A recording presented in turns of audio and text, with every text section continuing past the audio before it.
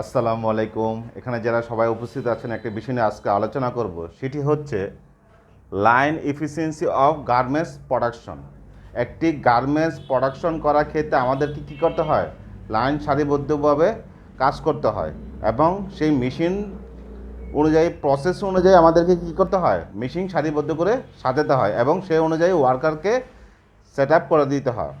এবং একটি এফিসিয়েন্সি কীভাবে একটা লাইনের এফিসিয়েন্সি মানে এফিসিয়েন্সি হচ্ছে একটি লাইনের কি পরিমাণ কাজ বা প্রোডাকশন হচ্ছে তার পার্সেন্টেজ আমরা কীভাবে বের করব। একটি লাইন এফিসিয়েন্সি বের করার জন্য আমাদেরকে কী প্রয়োজন?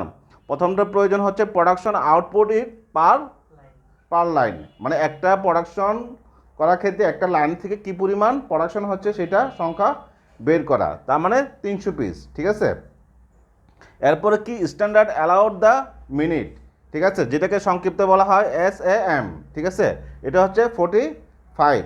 ঠিক আছে, আরেকটা হলো টোটাল নাম্বার অফ অপারেটর।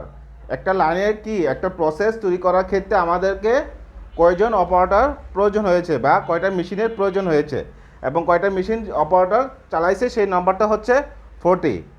ঠিক আছে, আরেকটা হলো টোটাল ওয়ার্কিং দ্য আওয়ার্স, মানে একটি প্রোডাকশন করার জন্য কত ঘন্টা সেরা কাজ করেছে, সেটা 8 ঘন্টা হতে পারে, 10 ঘন্টাও হতে পারে, সেটার উপর নির্ভর করবে। ঠিক আছে, তাহলে আমরা কি লাইন এফিসিয়েন্সি সূত্র কি জানি? প্রোডাকশন আউটপুট পূরণ হচ্ছে SM। ঠিক আছে, নিচে হচ্ছে টোটাল অপারেটর গুণ হচ্ছে ওয়ার্ক আওয়ার গুণ হচ্ছে কি 60 গুণ হচ্ছে 100।